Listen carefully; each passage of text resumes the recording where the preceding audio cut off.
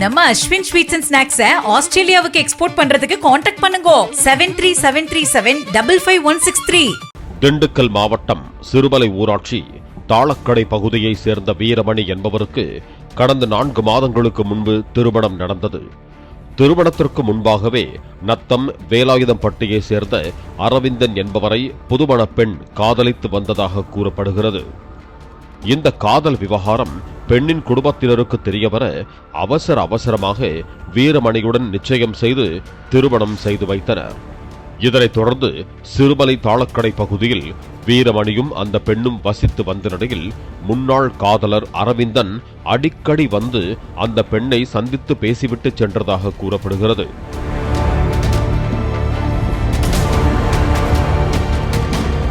இதனால் ஆத்திரமடைந்த வீரமணி கடந்த ஜூன் 14ஆம் தேதி ஞாயிற்றுக்கிழமை தாளக்கடை செல்லும் சாலையோரம் மறைந்திருந்துள்ளார்.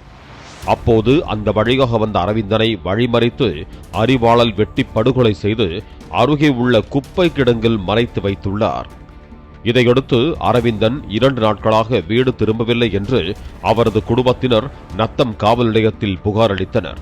விசாரணை செய்ததில் அரவிந்தனுக்கும் வீரமணியின் மனைவிக்கும் ஏற்கனவே காதல் இருந்து வந்தது போலீசாருக்கு தெரிய வந்தது.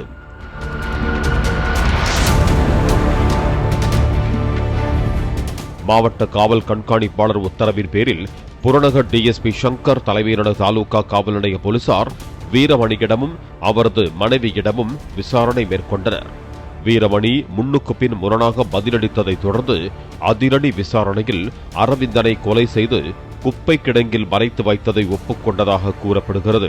தங்கள் வீட்டு பெண்ணின் காதலுக்கு எதிர்ப்பு தெரிவித்து கட்டாயப்படுத்தி அவசரமாக பெற்றோர் வேறு ஒருவருக்கு திருமணம் செய்து வைத்ததன் விளைவு திருமணமான பிறகும் காதலை தொடர்ந்ததால் கணவன் கொலையாளியாகி சிறைக்கு செல்லும் சோக நிலை ஏற்பட்டுள்ளது.